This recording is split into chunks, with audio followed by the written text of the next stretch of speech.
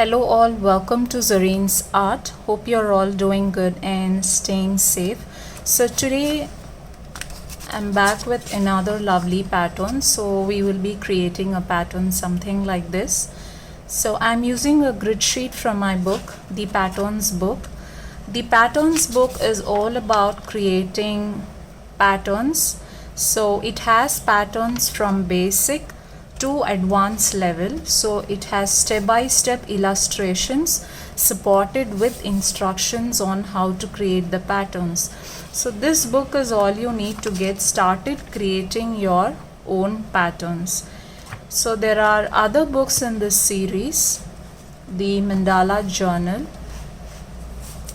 the Mandala Pattern book, and the Mandala Guidebook.